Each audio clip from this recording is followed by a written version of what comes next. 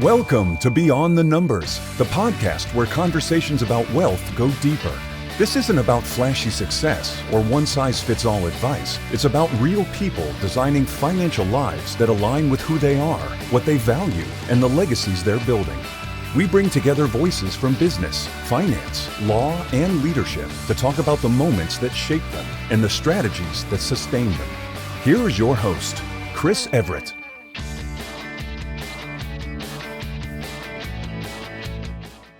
So welcome to Beyond the Numbers, where money meets meaning and purpose. Picture this. You're at a pool with your 20-month-old and 4-month-old, thinking you're creating family fun memories. Then a stranger approaches you and opens your eyes to just how your well-intentioned fun could actually be putting your children in mortal danger. Life-changing moment happened to my guest today, and it set her on a path to now saving lives across the country. She leads the Cast Water Safety Foundation, an organization with a fascinating origin story, funded by the same family behind Alberto Culver, operated under the innovative Lavin Family Foundation umbrella, and built on a philosophy that turns traditional swimming lessons on their head. Instead of making swimming fun, they focus on creating what they call aquatic problem solvers. Children as young as 1 year old can actually save their own lives in a water emergency. So here's what makes this conversation especially compelling. CAST has grown from one instructor trainer to a team of 35 certified instructors. Liz? You make me feel right? They've pioneered scholarship programs for life-saving swim instruction, and they operate a unique model where 100% of donations, that's right, 100% of donations go directly to swim lessons and safety education. No administrative overhead. So whether you're a parent, grandparent, or somebody who just cares about child safety, my guest's story will change everything you think you know about water safety. So we're going to explore why fun can be fatal and how toddlers can learn to save themselves, and how one foundation, the CAST Foundation, is revolutionizing water safety education across America. So with all that said, please help me welcome Liz Huber. Liz, welcome to Beyond the Numbers. Thank you so much. So happy to be here. I am very glad you're here. So let's start at the beginning. You had that pivotal moment in the pool.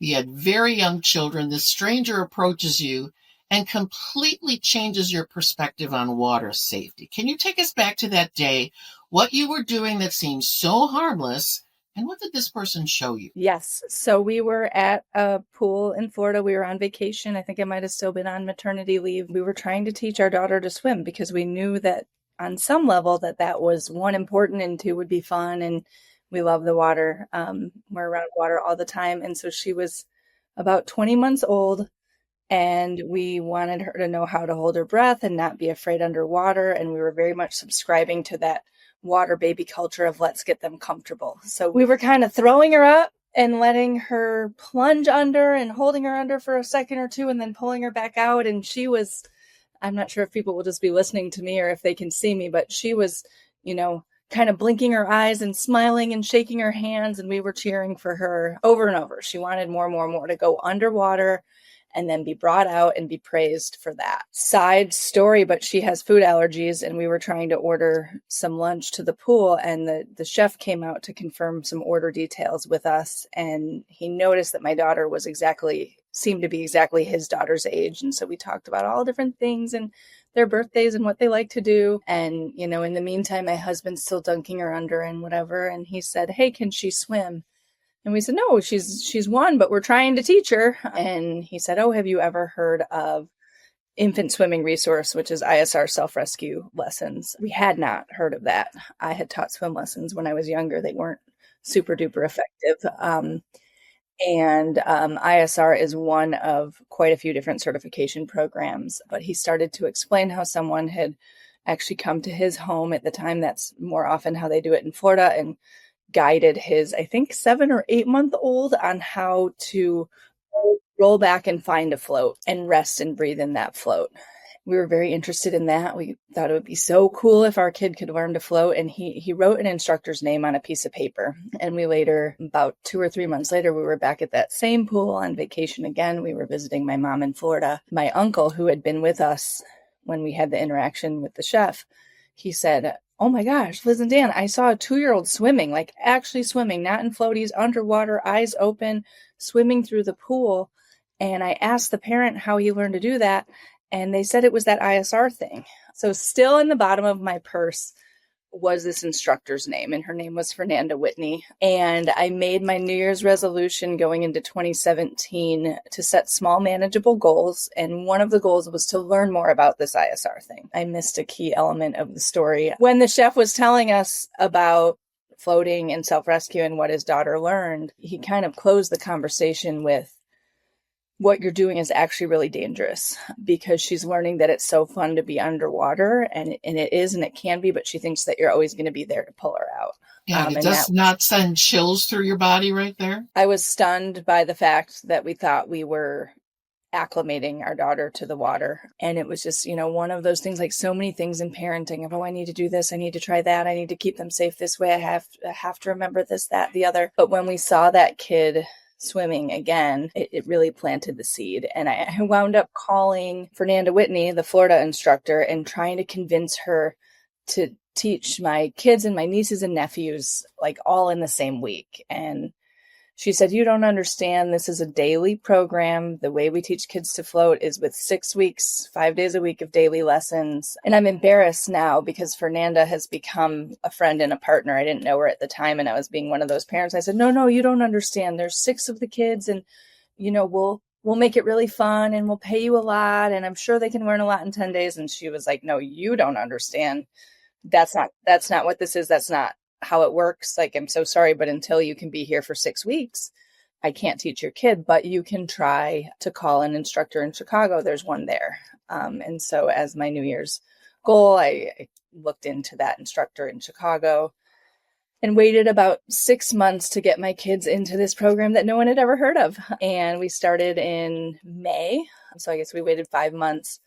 And for some reason, without a single soul I knew having ever heard of babies learning to float, my husband and I tag teamed it, and we drove the kids at ages 1 and 2 to lessons daily for 6 weeks. And they learned to swim and float and hold their breath. And they even learned to do it fully clothed, which is very important because most drownings happen at non-swim time after they've been dried off and changed and everyone thinks swimming is over and the kids go back to the pool. They learned to do that fully clothed. And in the process of those lessons, I learned drowning was the leading cause of death for kids 1 to 4. I knew it was dangerous, but I didn't even realize the statistic until we were halfway through. So we were blown away. Yeah, I would say so. So Liz, I know that you have a background in education, teaching at Longfellow Grammar School in Oak Park. So how did that experience prepare you for what you're doing now? I mean, describe for us the journey from classroom teacher to now leading a water safety foundation. Sure. So my original plan was never to be a teacher, but through a series of different college jobs and internships and opportunities, I learned how much more I like to be hands-on with young people. And so when I originally graduated with communications and business background and then switched to teaching, I always said someday I'll go back into business of some sort. I thought maybe I would do marketing for a kids company or whatnot, but end of the day wanted to be with kids in the classroom, and I really enjoyed it. I loved it. I did first grade and third grade. I was in the city for a while. I was in Oak Park a lot. And then once the kids were born, I realized that the fact that teaching is a great mom job is a little bit of a misconception. You can't take a phone call from your kid's doctor. My daughter, I was actually telling Chris, is sick tonight. I was able to come in at 10 a.m. to cast instead of 7 a.m. You can't do those types of things. So a friend of mine that I taught with and I started to have a couple like coffee nights or tea nights or wine nights where we would brainstorm. She also had a journalism background and a business background, and we thought about opening a tutoring center or a daycare type thing, or we applied for a job share through the district, but it was all just dreams. Just, twice a year we would dream stuff up. We never really acted on anything. But when my kids learned these skills and the other moms in town didn't know that kids were capable of this, and they were on their 5th year of swim lessons at, this place or that place or the park district, you name it, I saw an opportunity to continue teaching, continue connecting with families, and to start a business as well. It wasn't a nonprofit at first. I thought I had a business background. I did not have a business background yet. I have great business mentors, but it's teaching prepared me very well. And the same teacher friend, Anna, that I used to try to dream up something with, actually put it through the program later and also accidentally fell in love with it. And in my in-water instructor training, there was a lot of stuff where I was out of my element and where I had to work harder than I've probably ever worked to understand the science behind how to teach the kids to float. But I think the parent communication came naturally, which is really hard for a lot of other people. Parent communication. Well, but you experienced it yourself. I mean, you were living it, and you were also living in the urgency of this entire issue. So Correct. Yes. So I think it was a good transition. And to this day, we just finished a bunch of different year-end projects. And, now we're 2 teachers running this business together, and we work well together. We actually have a new part-time team member who ran the school office at Longfellow. And so we worked with her forever, and she retired, and now she's coming to work with us. And we just have this team of teachers back together, and we speak each other's language. So it's very, very helpful. That's beautiful. And so also, though, the Cass Water Safety Foundation operates under this fascinating structure. I mean, you're part of the Lavin Family Foundation umbrella, established by Alberto Culver family, and their belief in really giving back. Can you explain how this innovative philanthropy model allows you to operate differently from most other nonprofits? Sure. So I'm a proud family member of the Lavin Family Foundation. My grandparents and my mom, Carol, started that together. I don't have my facts straight. Many, many, many years ago, I grew up with this idea of giving back. And I think at the company, they had a really cool saying that was, the powerful growth yields the privilege to give. And my sweet mom actually was in the process of starting a different nonprofit when I accidentally fell in love with swim lessons. And it is called Enchanted Backpack. And it was inspired by her experience helping me set up my classroom at Chicago charter schools, and seeing how much we had to spend and how much we had to do just to get the classroom to be a welcoming place. And, she's doing the math of what a teacher makes and how much they're spending and how many snacks we're sneaking to the kids who didn't eat breakfast that morning and all of those things. So as she's starting Enchanted Backpack and I'm joining the board and my teacher friends are advising the Enchanted Backpack initiative, which is really helping teachers, taking care of teachers so that they can better take care of their kids with supplies and appreciation. And I mean, everything. They put washers and dryers in schools, and everyone thinks it's backpacks, but it's really not that many backpacks. So many people like to give backpacks. It's playground equipment. It's indoor recess toys. It's pencil sharpeners that really work. It's deodorant for the 5th graders who don't know that they need deodorant yet. It's all of those things. But here we are advising my mom on Enchanted Backpack. And I've become completely hooked on these swim lessons and am feeling this pull to do something different. But there are 3 nonprofits now. There's Cass Water Safety Foundation, Enchanted Backpack, and Cece's Wishlist. And they're similar in that they all help families. Cass is definitely a little bit more of the odd one out, but Enchanted Backpack and Cece's Wishlist are really innovative in that they use their buying power through retail buying sources to buy massive amounts of items at cost, help their dollars go further. I think they say turning pennies into dollars.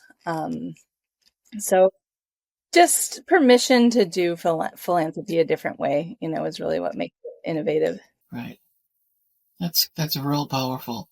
So let's go back to the ISR, the infant swimming resource.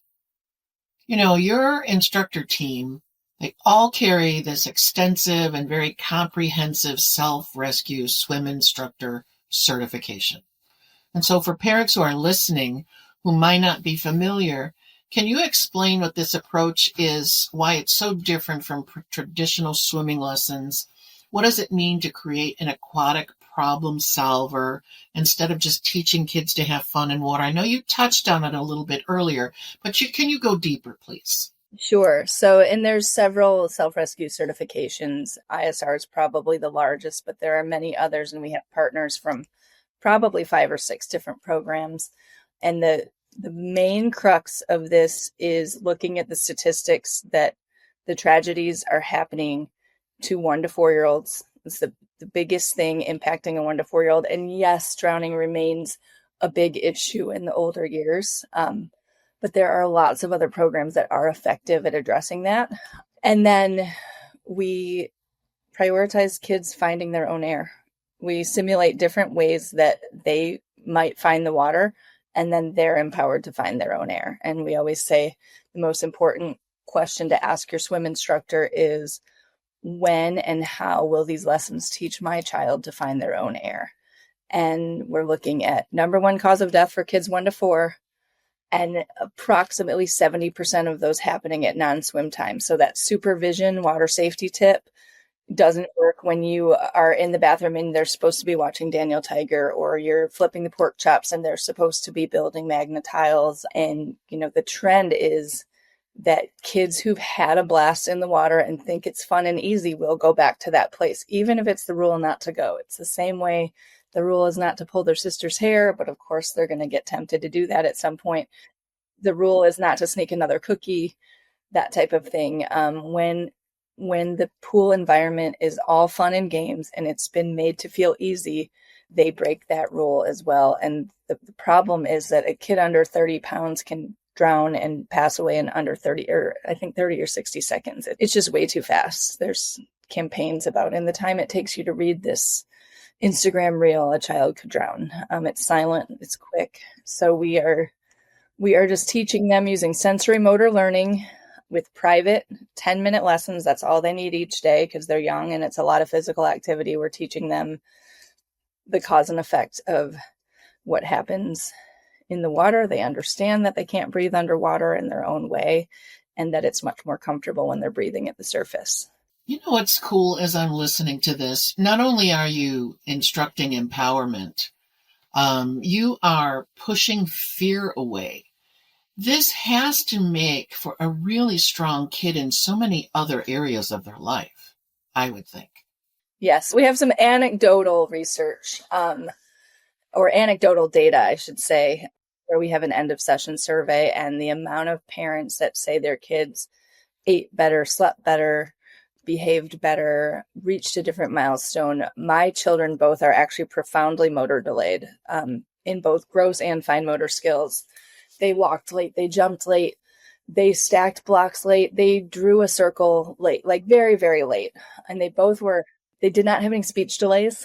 And I'm biased, but they were just kind of charismatic, darling, charming kids. And so no one really believed me that they struggled so much with other things. It was kind of stuff that happens behind closed doors where they weren't able to manipulate age-appropriate toys, and, you know, their preschool class is jumping and they can barely stand up and things like that.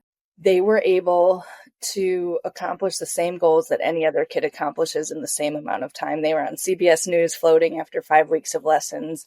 And as many of our other parents have experienced, they ate better, they slept better, they got along better. My 1-year-old learned to clap at the side of the pool, and my 2-year-old decided that she was ready to learn how to be potty trained, like right in the middle of lessons, which I didn't want. You know, I wanted to just do the diaper and get her to lessons, but she said, no, I can do it. And she did. And we don't guarantee that kids are going to potty train during this, but parents come to us all the time. They're like, we see a different kid. Sometimes we'll teach older kids, 6-year-olds, and parents will find scraps of paper in their backpack that if I can swim, I can do this math problem, or I can do hard things, so I can do this. Gentle parenting has swung too far. I think even parenting experts and psychologists are saying it. Agreed. And this is a way for them to overcome some discomfort, do something empowering. Honestly, we love the drowning prevention. Part of this, of course, we're saving lives, but that empowerment and resilience and the parents that we meet at the pool, because they value the same thing and aren't afraid to let their kids do hard things, is what keeps us coming every day. I imagine there's a lot of strong relationships that develop. Yes, for sure. For sure. We love our swim families. I'm becoming more of like the old mom. It used to be, my peers and their kids. And now, I've got some gray hair and, my kids are middle school age now, but we adore our swim families. I just had a 20-minute conversation with a swim dad in the lobby because it's the kiddo's first Christmas where he knows what's going on. And they're all playing with my kids' old toys in there. And it's so cool. It's fun. We love coming here every day. So let's go back to the trainers for a sec. So you've grown from one trainer to 35, is it 35 skilled instructors now across the country? Yes, sort of. Okay. Well, whatever the number is, what does it take to maintain the quality and effectiveness of this very specialized training, especially as you scale? Sure. And the reason I say sort of is our initial mission was to save lives. Of course, that remains the mission, but Sure. Raise awareness for and access to this opportunity by helping people in Chicago become instructors and have the support that they need. I already touched on how difficult the training is, and it's hard to find a pool and that type of stuff. So our initial goal was to put as many instructors as we could in Chicago so that Chicago would have access to this. And it was mentorship, business mentorship, in-water mentorship, financial support, logistical support, getting their 6-week, several 100-hour training to happen.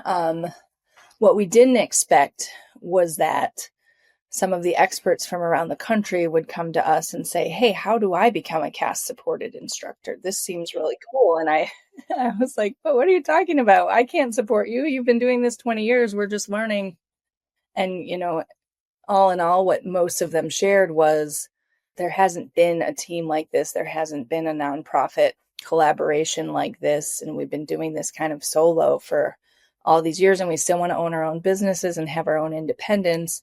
But we want to be part of this team, whatever that means. And so we still do train and mentor instructors, but that 35-ish number comes from a lot of very experienced instructors from around the country coming to us and saying, can I join? And what that means is that they promote our water safety education, although lots of people do that. You don't need to be a partner. And then they give scholarships in their communities. So last year with our team, we did 450 scholarship sessions, which is over 1,200 private lessons on scholarship.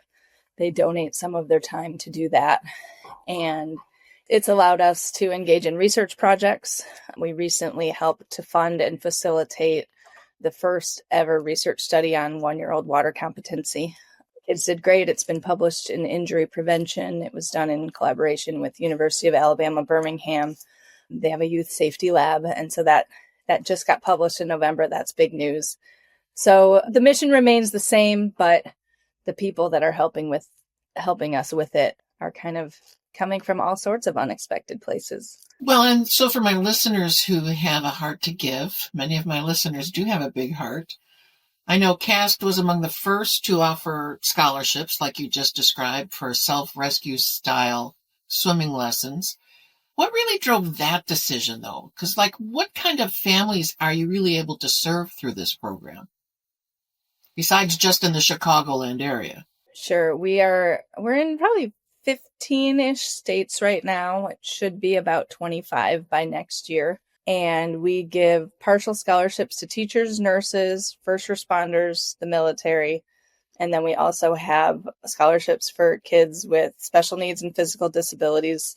The self-rescue method is very effective for kids with added needs. And then, of course, we have a sliding scale for families with income-based need.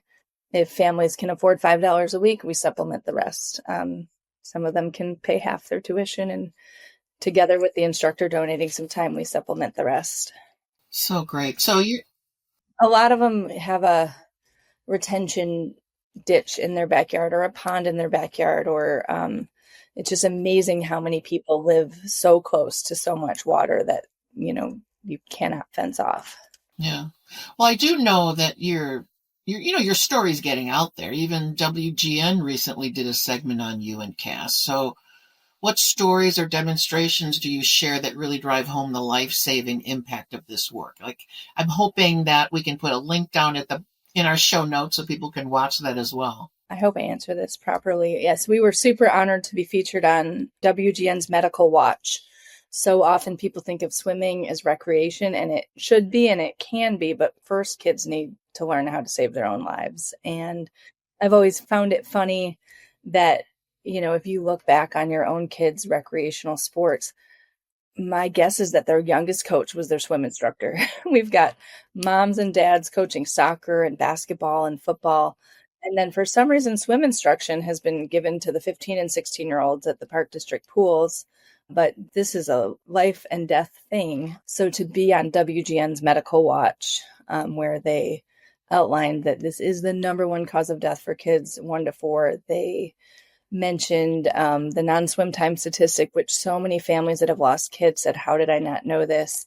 And then they interviewed families that have had survival stories or that have experienced the empowerment and really dug into the why that each family comes here. And those whys range in, we've just heard really great things. We live nearby. It's empowering to, I lost my brother to drowning, or I lost a nephew to drowning. People tell me things every day. I'm glancing over at our pool right now, but there's these really brightly colored Adirondack chairs in our pool area. And I'll be sitting there with a family that I've known for a year, and all of a sudden they'll say, oh gosh, thank you so much. I don't tell a lot of people this, but I pulled my brother out of the pool at this and that age. So it's very meaningful. And when we joke, when the WGN segment came out, the dads started sharing. The moms have always shared, but for WGN, the dads were like, oh, we go here. This is legit. So it's just raising awareness. There's very few families that have lost a kiddo to drowning that knew that it was the leading cause, that knew about this non-swim time statistic, or that realized that maybe it shouldn't be the most fun thing in the world. They look back and realize, oh my gosh, my kid thought that they could swim and they couldn't. So we just love to kind of break that echo chamber. And when you can be on a podcast like Chris's and you're talking to, a group of people that may not have young children, that's the most impactful thing. We just say a share can save a life. And so often people say, well, I don't have young kids, but we have to get this information out there. Absolutely. Very much so. So, Liz, you are fascinating, and I love your passion for what you're doing. But take a minute, just be you, help my audience get to know you a little more personally. You're a mom. You have 2 kids, ages 9 and 11 now.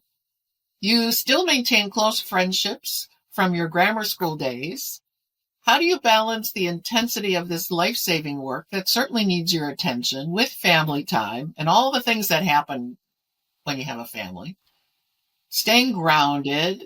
I know you and your hubby Dan love to do things outside too. So how do you be you? I overthink it and stress about it like anybody else, but it's not a balance. It's integration. And, I get to work with other entrepreneurs.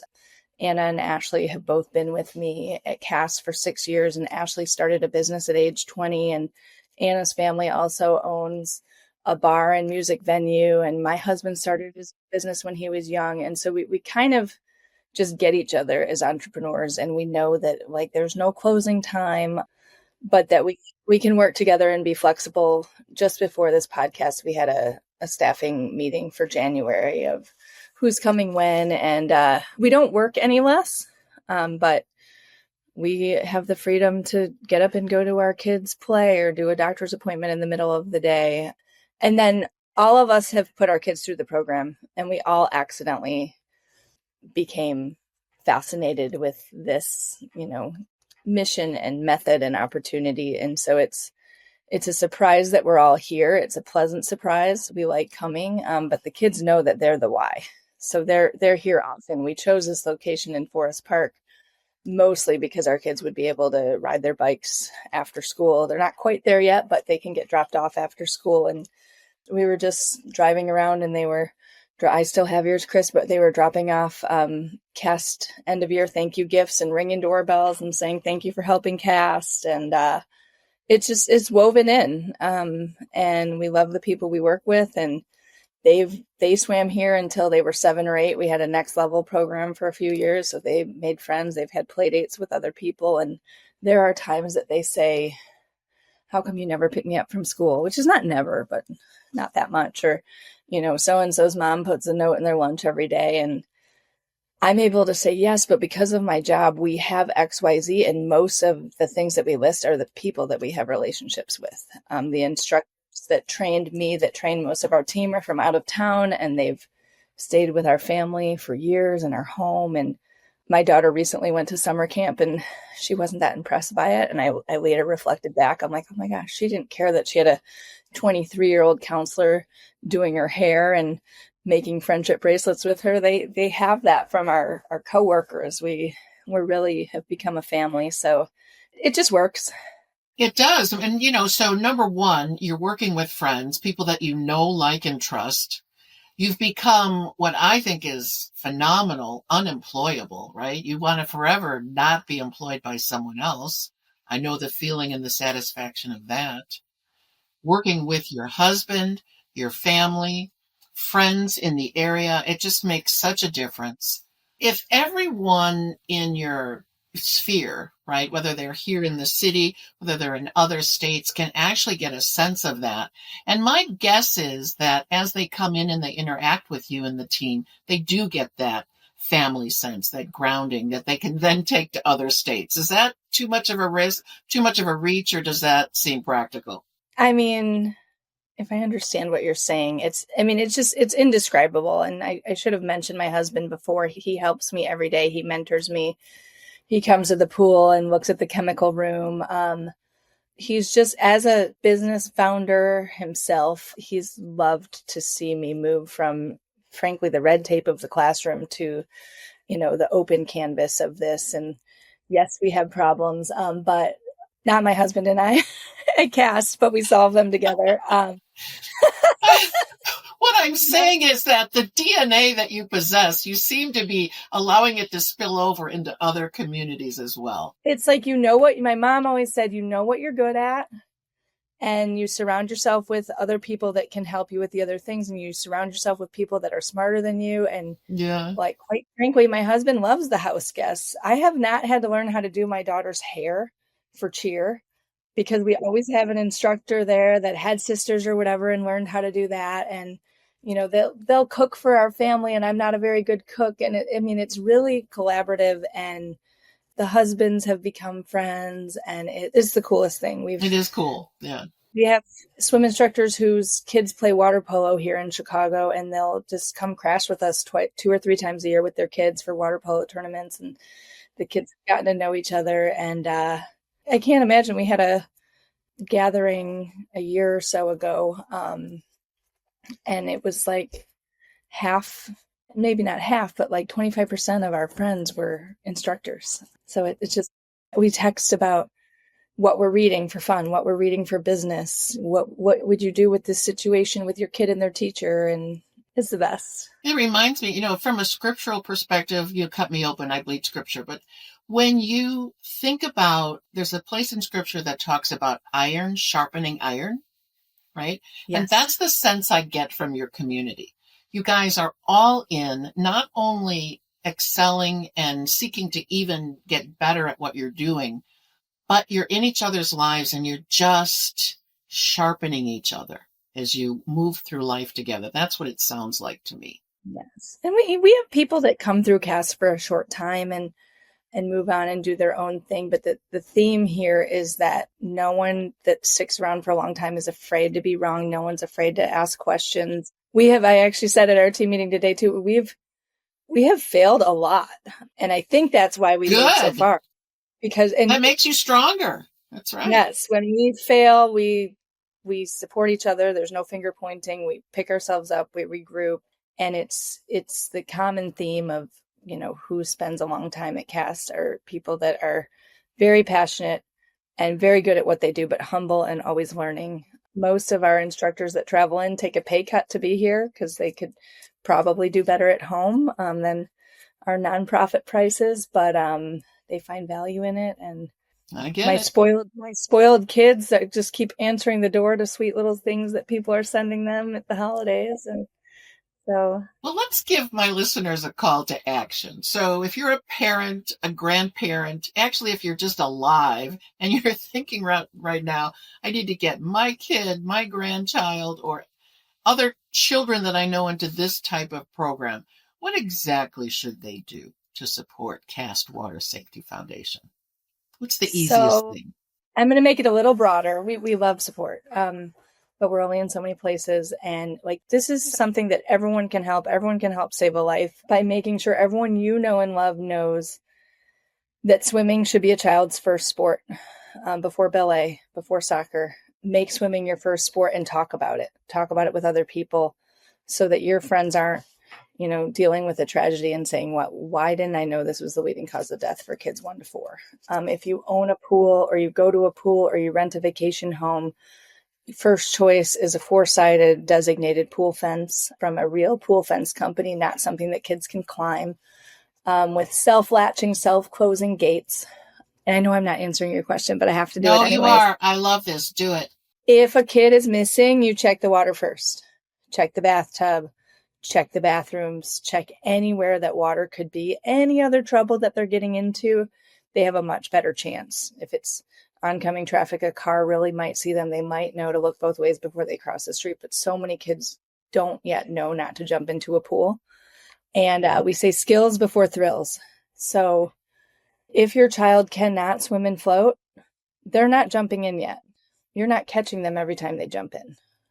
They need to be held accountable. We don't let kids free in the parking lot and say, go play. We need you to be comfortable here. They get comfortable there once they learn, how to look both ways and how to drive. And that's how the pool needs to be too. So the number one free, easy thing you can do is share information that can save a life. You can share it from your own learning, your own perspective. You can share it from our website, from our Instagram, any other water safety person's website or Instagram. And then there are a lot of great programs on CAST website, castwatersafety.org. There's a lesson tab with several different programs to consider, and each of those programs have locators. You can also email me and tell me where you're at. And, you might have to become an instructor. Some cities and states don't have lessons, but a lot do. It's growing quickly. And there's also lists of questions that you can ask your instructor. They're all independent business owners. Most of them are wonderful, but I'd certainly urge you to do your research and ask some tough questions of those people. Again, how will these lessons teach my kid to find air?